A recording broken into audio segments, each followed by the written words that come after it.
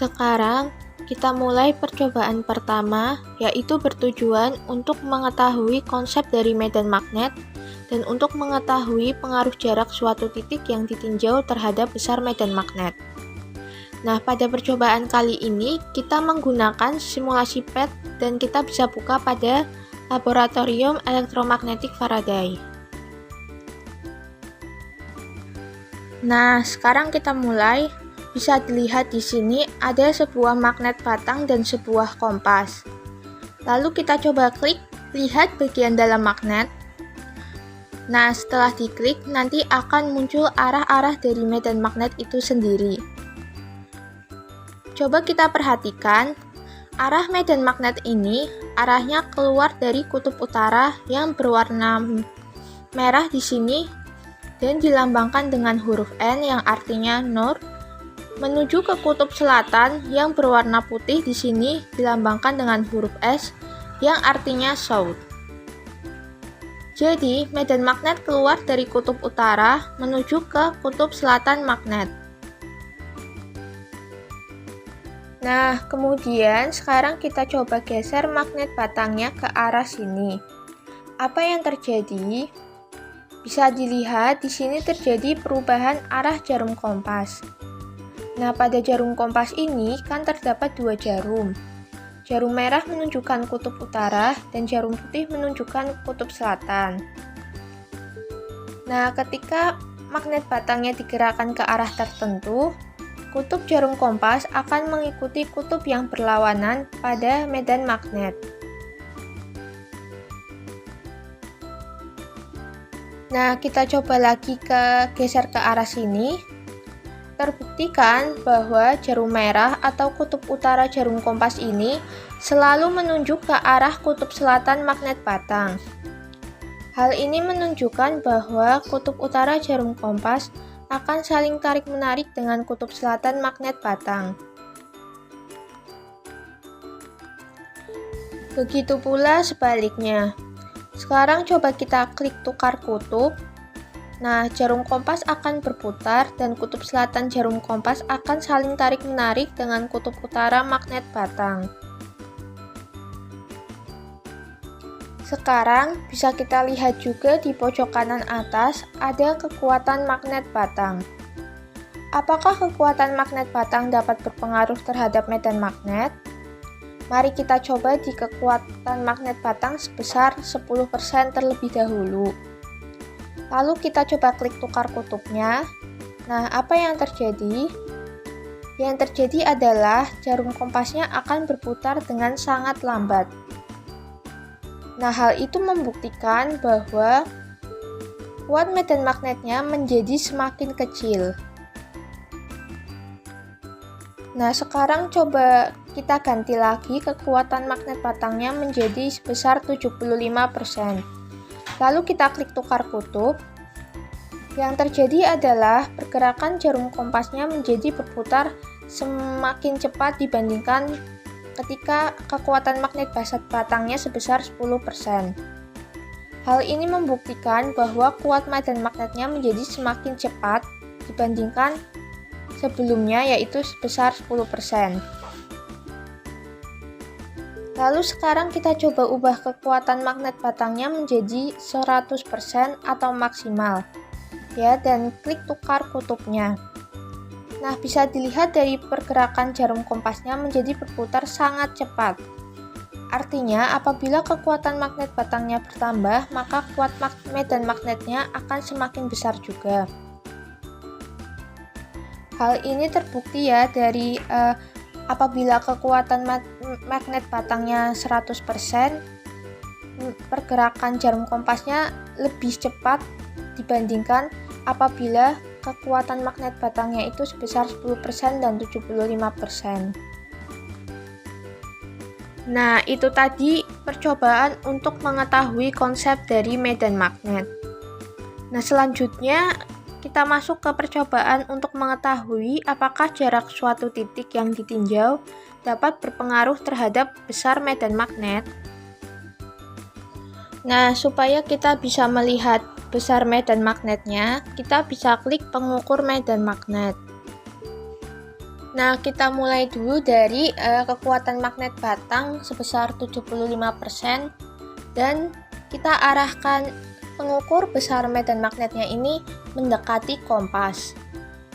Nah, apabila kekuatan magnet batangnya sebesar 75% dan jarak titiknya itu dekat dengan kompas, maka akan menghasilkan besar medan magnet sebesar 12,37.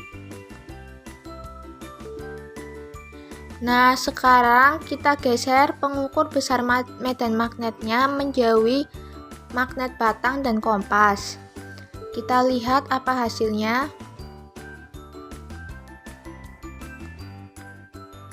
Pada kekuatan magnet batang sebesar 75% dan apabila titik pengukur besar medan magnetnya menjauhi kompas, maka akan diperoleh besar medan magnet sebesar 0,13. Selanjutnya, coba kita ubah kekuatan magnet batangnya menjadi sebesar 10%. Nah, bisa kita lihat hasilnya dengan kekuatan magnet batang sebesar 10% dan apabila titik pengukur besar medan magnetnya itu mendekati kompas, akan memperoleh besar medan magnet yaitu sebesar 2,69. Nah, sekarang kita jauhkan titik pengukur besar medan magnetnya. Apabila kita jauhkan, akan mendapatkan besar medan magnet sebesar 0,02. Nah, selanjutnya kita ubah kekuatan medan magnetnya menjadi 100%. Nah, bisa dilihat apabila titik pengukur besar medan magnetnya itu dekat dengan magnet batang, maka akan diperoleh medan magnet sebesar 29,29. Sekarang coba kita geser titik pengukur medan magnetnya itu menjauhi kompas dan magnet batang. Maka bisa dilihat akan diperoleh medan magnet sebesar 0,17. Sehingga dari percobaan-percobaan tadi dapat disimpulkan bahwa besarnya medan magnet tergantung dari jarak titik yang ditinjau. Semakin jauh jarak titik yang ditinjau, maka semakin kecil medan magnetnya. Demikian juga sebaliknya.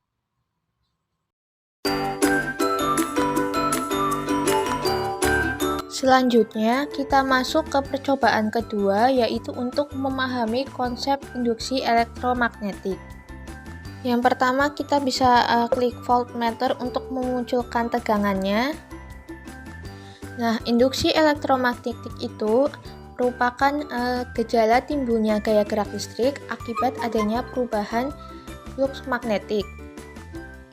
Flux magnetik itu apa? Jadi, flux magnetik itu adalah garis-garis medan yang menembus kumparan. Jadi bisa dilihat pada garis-garis putih itu merupakan flux magnetik. Sekarang kita mulai simulasinya. Kita bisa mengubah atau mengganti magnet batang dari kutub utara atau kutub selatan dengan cara mengeklik ini. Nah, ketika kita dekatkan magnet batang ini dengan kumparan, maka bisa dilihat lampunya akan menyala. Namun, apabila kita tidak gerakan atau kita diamkan saja magnet ini di dalam kumparan, bisa dilihat hasilnya, lampunya tidak akan menyala. Hal tersebut karena tidak adanya perubahan flux. Perubahan flux terjadi apabila adanya perubahan kuat medan magnet. Nah, perubahan kuat medan magnet ini disebabkan oleh adanya pergerakan magnet itu sendiri. Jadi, apabila magnet batang itu digerakkan secara cepat, maka akan menghasilkan tegangan yang besar juga. Sekarang kita mulai praktikumnya. Nah, praktikum yang akan dilakukan oleh kelompok kami mengenai konsep induksi elektromagnetik itu yang menggunakan kumparan dengan banyak lilitan maupun kumparan dengan sedikit lilitan. Nah, jadi kita bisa klik ini untuk memunculkan kumparan dengan banyak lilitan maupun sedikit lilitan. Nah, ini untuk kumparan banyak lilitan, dan ini untuk kumparan dengan sedikit lilitan.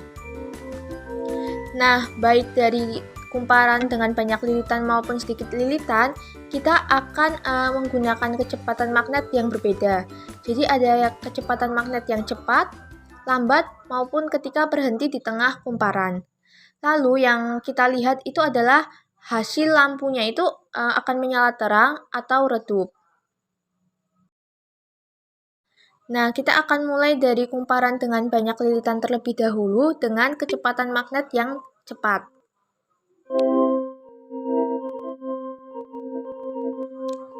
Bisa dilihat hasilnya lampu menyala dengan terang.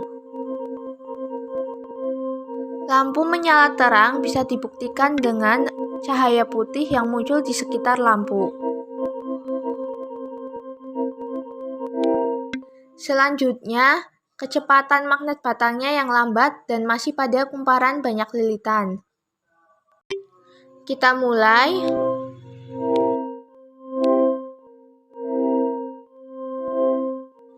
Hasilnya, lampu menyala dengan sangat terang karena bisa dibuktikan dengan cahaya putih di sekitar lampunya itu lebih besar atau lebih banyak dibandingkan ketika kecepatan magnet batangnya itu bergerak sangat cepat.